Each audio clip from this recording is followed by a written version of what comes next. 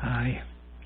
Welcome back to Thone's Hebrews Nibbles, number 164, Concluding Moral Directions. This is part 1 of 5.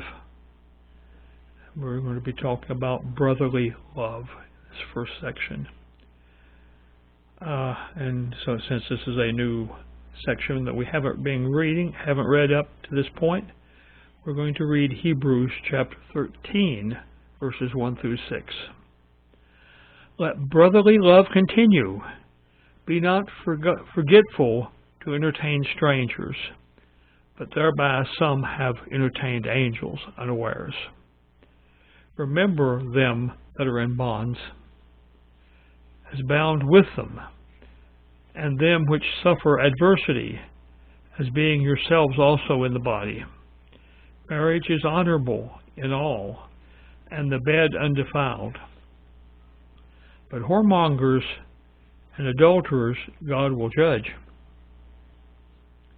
Let your conversation be without covetousness, and be content with such things as ye have. For he hath said, I will never leave thee, nor forsake thee.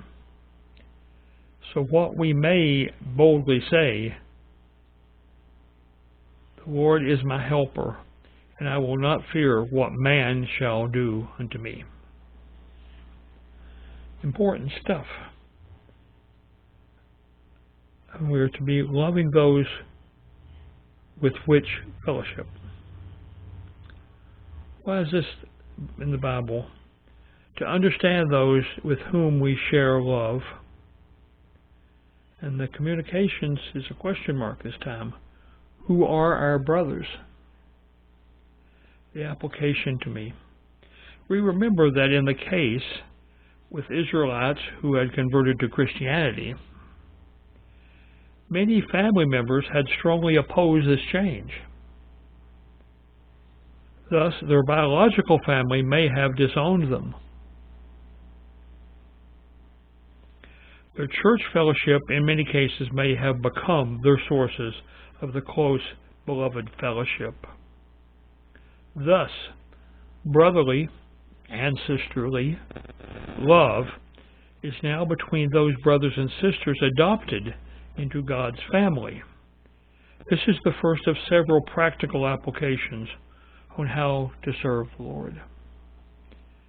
And it's an interesting thought that back in the days when Hebrews was written, you were likely to be at least strongly attacked by your own family for your membership with those Christians. And in many cases, you may be disowned by most of your family. But God provided for this. And He provided this by the fellowship you have in the church with your adoptive brothers and sisters. God has adopted every one of them as they are saved to be members of the church, and they become your family.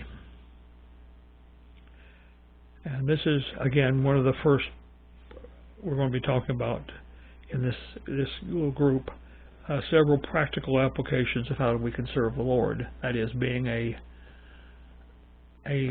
brotherly or sisterly friend to the other church members, and therefore you support them, they support you, and you don't feel so out of sorts being pushed away by your family.